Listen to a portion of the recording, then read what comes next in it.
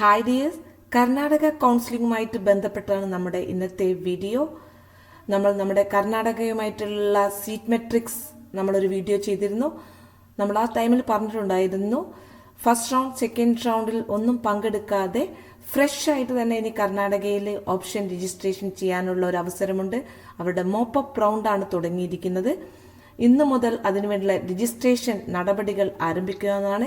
ഇതുവരെ കർണാടകയിൽ രജിസ്റ്റർ ചെയ്യാത്ത വിദ്യാർത്ഥികൾക്ക് ഫ്രഷ് രജിസ്ട്രേഷൻ നടത്താവുന്നതാണ്.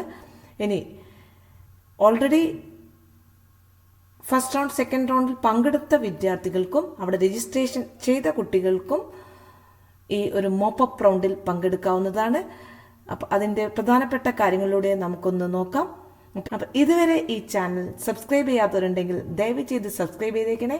ഒപ്പം തന്നെ ഈ വീഡിയോ ഉപകാരപ്രദമാണെങ്കിൽ ലൈക്ക് ചെയ്യാനും മറക്കല്ലേ. നമ്മുടെ വെബ്സൈറ്റ് അഡ്രസ് നോട്ട് ചെയ്യുക. kea.kar.gov.in എന്ന വെബ്സൈറ്റിലൂടെ നമ്മൾ കയറി കഴിഞ്ഞാൽ ഇങ്ങനെയൊരു ലിങ്ക് നമുക്ക് ലഭിക്കുന്നതാണ്. ഇങ്ങനെയൊരു വിൻഡോയിൽ കാണാൻ പറ്റും.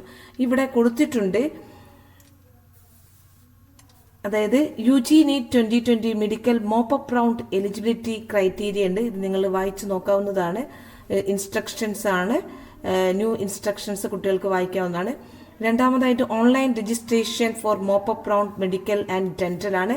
മെഡിക്കൽ ആൻഡ് ഡെന്റൽ കോഴ്സുകളിലേക്കുള്ള ഓൺലൈൻ രജിസ്ട്രേഷനാണ് വിളിച്ചിരിക്കുന്നത്. അപ്പോൾ ഇവിടെയാണ് നിങ്ങൾക്ക് ഫ്രഷ് രജിസ്ട്രേഷൻ ചെയ്യാവുന്നതാണ്. നിങ്ങളുടെ യൂസർ ഐഡിയും സെക്യൂരിറ്റി കോഡും നൽകി നിങ്ങൾക്ക് രജിസ്ട്രേഷൻ ചെയ്യാവുന്നതാണ്.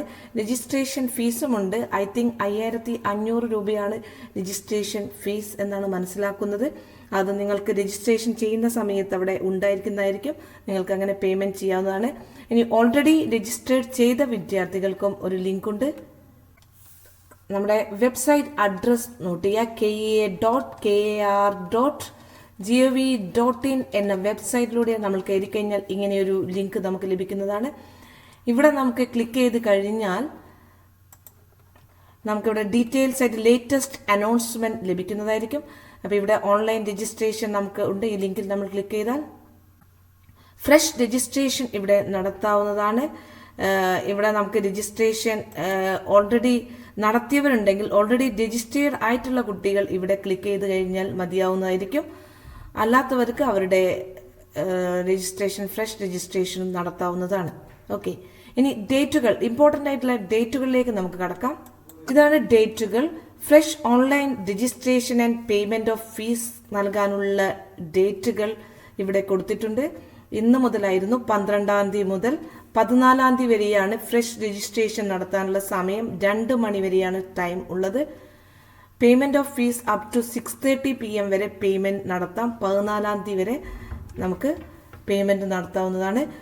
ഇപ്പൊ രജിസ്ട്രേഷൻ ചെയ്യാനുള്ള ടൈം 14-ാം തീയതി വരെയാണ്. ഓക്കെ, അപ്ലോഡിംഗ് ഡോക്യുമെന്റ്സ്, അതായത് ന്യൂലി രജിസ്റ്റർ ആയിട്ടുള്ള കുട്ടികൾ അവരുടെ ഡോക്യുമെന്റ്സുകൾ എല്ലാം തന്നെ അപ്ലോഡ് ചെയ്യേണ്ടതാണ്.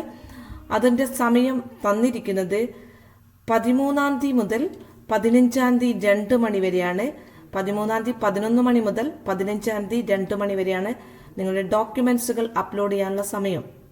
അപ്പോൾ അതെല്ലാം ഇതിൽ ഡീറ്റെയിൽസ് ആയിട്ട് നിങ്ങൾ വായിച്ചു നോക്കണം. ബുള്ളറ്റിൻ UG NEET 2020 ഇതിന്റെ കെയുടെ വെബ്സൈറ്റിൽ എല്ലാ ഡീറ്റെയിൽസും കൊടുത്തിട്ടുണ്ട്. ഇതെല്ലാം ഡോക്യുമെന്റ്സ് കൊടുത്തു കഴിഞ്ഞാൽ നമുക്കൊരു downloading of entry pass already verified candidates, നമ്മളെ ഡോക്യുമെന്റ്സ് ഓൾറെഡി വെരിഫൈ ചെയ്തിട്ടുള്ള ആദ്യം നമ്മൾ രജിസ്ട്രേഷൻ നടത്തിയ കുട്ടികളുടെ ഒരു എൻട്രി പാസ് തരും. അത് തരുന്ന ഡേറ്റ് നോട്ട് ചെയ്യുക. 14-ാം തീയതി മുതൽ 16-ാം തീയതി വരെയാണ്. ഇനി ന്യൂലി രജിസ്റ്റർ ചെയ്തവർക്കും ഒരു എൻട്രി പാസ് ഉണ്ടായിരിക്കുന്നതായിരിക്കും. ന്യൂലി രജിസ്റ്റർ, ന്യൂലി വെരിഫൈഡ്, അവരുടെ ഡോക്യുമെന്റ്സ് ഒക്കെ വെരിഫൈ ചെയ്ത് കഴിഞ്ഞാൽ ലഭിക്കുന്ന ഒരു പാസിന്റെ ഡേറ്റ് എന്ന് പറഞ്ഞാൽ 16-ാം തീയതി മുതൽ 17-ാം തീയതി വരെയാണ്. ഓക്കെ, ഇനി നമ്മൾ അടുത്തതായിട്ട് ശ്രദ്ധിക്കേണ്ടത് ഓഫ്ലൈൻ കൗൺസിലിംഗ് ആണ്. നമുക്ക് സീറ്റ് അലോട്ടഡ് ആയി കഴിഞ്ഞാൽ മെഡിക്കൽ ആൻഡ് ഡെന്റലിന്റെ ഓഫ്ലൈൻ കൗൺസിലിംഗ് ആണ്. 18-ാം തീയതി മുതൽ 23-ാം തീയതി വരെയാണ് ഓഫ്ലൈൻ കൗൺസിലിംഗ് ആരംഭിക്കുന്നത്. നമ്മൾ ബാംഗ്ലൂരിൽ പോയിട്ട് നേരിട്ട് പോയിട്ട് നമ്മൾ ബാംഗ്ലൂരിൽ നമ്മൾ നേരിട്ട് പോയി അഡ്മിഷൻ എടുക്കേണ്ടതാണ്. ഇതിന്റെ അലോട്ട്മെന്റ് വരുന്നത്, റാങ്ക് ലിസ്റ്റ് വരുന്ന ഡേറ്റ് 16-ാം തീയതി 6 മണിക്കാണ്. ആഫ്റ്റർ 6 PM എന്ന് പറയുന്നുണ്ട്. കെയുടെ വെബ്സൈറ്റിലാണ് റിസൾട്ട് വരുന്നത്. നമുക്ക് കിട്ടിയോ ഇല്ലയോ എന്ന് അറിയാവുന്ന ഡേറ്റ് ആണ് 16-ാം തീയതി. ഓക്കെ. അപ്പോൾ ജോയിനിങ് ഡേറ്റ് ഞാൻ പറഞ്ഞു ഓഫ്ലൈൻ ആയിട്ടാണ് ജോയിൻ ചെയ്യേണ്ടത്. ബാംഗ്ലൂരിൽ നമ്മൾ നേരിട്ട് പോകണം. 25-ാം തീയതി വരെ 25-ാം തീയതിക്കുള്ളിൽ നമുക്ക് ജോയിൻ ചെയ്യണം. 3 മണിക്ക് മുന്നേ ആയിട്ട് ജോയിൻ ചെയ്യേണ്ടതാണ്. അത് കഴിഞ്ഞിട്ട് സ്റ്റേ വേക്കൻസി ഉണ്ടാകും. അവിടെ സ്റ്റേ വേക്കൻസിയുടെ അവിടുത്തെ പ്രത്യേകത എന്ന് പറഞ്ഞു കഴിഞ്ഞാൽ 100 വേക്കൻസി ആണെങ്കിൽ 1000 കുട്ടികളുടെ ലിസ്റ്റ് പബ്ലിഷ് ചെയ്യും. KEA തന്നെ പബ്ലിഷ് ചെയ്യും. നമ്മൾ കൊടുത്തിരിക്കുന്ന സ്റ്റേ വേക്കൻസി അനുസരിച്ചിട്ട് അതത് കോളേജുകളുടെ വേക്കൻസി ഉള്ള സ്ഥലങ്ങളിലേക്ക് ഈ ലിസ്റ്റാണ് അയച്ചു കൊടുക്കുക. അതിൽ നിന്നാണ് ഈ കോളേജ് വൈസായിട്ട് അവർ നമ്മളെ അഡ്മിഷൻ എടുക്കുന്നതായിരിക്കും. അതായത് 10 ടൈംസ് എന്ന് ഇവിടെ പ്രത്യേകം പറയുന്നുണ്ട്. വേക്കൻറ്റ് എത്രയാണോ അതിൻ്റെ 10 ടൈംസ് ആണ് KEA ലിസ്റ്റ് ഇടുക. ആ ലിസ്റ്റിൽ നിന്നായിരിക്കും ഈ കുട്ടികളെ സ്റ്റേ വേക്കൻസിയിലേക്ക് പരിഗണിക്കുന്നത്. 26-ാം തീയതി 2 മണിയാണ് അതിൻ്റെ സമയം. ആഫ്റ്റർ 2 PM ആണ്. സ്റ്റേ വേക്കൻസിയിൽ ജോയിൻ ചെയ്യേണ്ട ഡേറ്റും ഇവിടെ കൊടുത്തിട്ടുണ്ട്. 31-ാം തീയതി 5 മണിക്ക് മുന്നേ ആയിട്ടാണ് ജോയിൻ ചെയ്യേണ്ട ഡേറ്റ്. വിദ്യാർത്ഥികൾ എപ്പോഴും അപ്പോൾ പ്രിയ വിദ്യാർത്ഥികളെ, നിങ്ങൾ KEAയുടെ വെബ്സൈറ്റ് എപ്പോഴും നിരീക്ഷിച്ചുകൊണ്ടിരിക്കുക. അതിൻ്റെ അകത്ത് അപ്ഡേറ്റ്സുകൾ വരുന്നതായിരിക്കും. മോപ്പപ്പ് റൗണ്ടിനെ കുറിച്ചുള്ള എല്ലാ ഡീറ്റെയിൽസുകളും അപ്ഡേറ്റ്സ് ആയി വരുന്നതായിരിക്കും. അപ്പോൾ നിങ്ങളുടെ കയ്യിൽ നിർബന്ധമായിട്ടും നമ്മൾ ഉണ്ടായിരിക്കേണ്ട ഡോക്യുമെൻറ്റ്സ് എന്ന് പറഞ്ഞു കഴിഞ്ഞാൽ നമ്മൾ അഡ്മിഷൻ പോകുമ്പോൾ എൻട്രി പാസ് ഉണ്ടാകണം, വെരിഫിക്കേഷൻ സ്ലിപ്പ്, നിങ്ങളുടെ ഡിമാൻഡ് ഡ്രാഫ്റ്റ്, അതിൽ പറഞ്ഞിട്ടുണ്ടാവും അപ്പോയിൻമെൻറ്റ് ഓർഡറിൽ എത്രയാണോ നിങ്ങളുടെ ഫീസ് അടയ്ക്കേണ്ടത്. ഈ കാര്യങ്ങളൊക്കെ തന്നെ അതിലുണ്ടാവും. ഒറിജിനൽ ഡോക്യുമെൻറ്റ്സ് വേണം. എല്ലാത്തിൻ്റെയും നിങ്ങളുടെ എല്ലാ ഒറിജിനൽ ഡോക്യുമെൻറ്റ്സുകളും ആവശ്യമാണ്. ഇതൊക്കെ തന്നെ ഇതിൻ്റെ പ്രോസ്പെക്ട്സിൽ ഉണ്ടായിരിക്കുന്നതായിരിക്കും. അപ്പം എല്ലാ ഒറിജിനൽ ഡോക്യുമെൻറ്റ്സുമായിട്ടാണ് നമ്മൾ നേരിട്ട് ഓഫ്ലൈൻ തന്നെ ആയിട്ടാണ് ബാംഗ്ലൂരിൽ പോയി അഡ്മിഷൻ എടുക്കേണ്ടത്. അപ്പോൾ കേരള അലോട്ട്മെൻറ്റിൻ്റെ മോപ്പപ്പ് റൗണ്ടുകൾ ആരംഭിച്ചിട്ടുണ്ട്. അപ്പോൾ അതിൽ നമുക്ക് ഏകദേശം സീറ്റുകൾ അഡ്മിഷൻ ലഭിച്ചിട്ടില്ലെങ്കിൽ നമുക്ക് കർണാടകയിലെ സെൽഫ് ഫിനാൻസിങ് കോളേജുകളിലേക്ക് അപേക്ഷിക്കാവുന്നതാണ്. ഇതിൻ്റെ ഫീസ് ഡീറ്റെയിലുകളൊക്കെ തന്നെ നമ്മൾ കഴിഞ്ഞ വീഡിയോയിൽ പറഞ്ഞിട്ടുണ്ട്. അതിൻ്റെ ലിങ്ക് ഞാൻ ഡിസ്ക്രിപ്ഷനിൽ കൊടുത്തിട്ടുണ്ട്.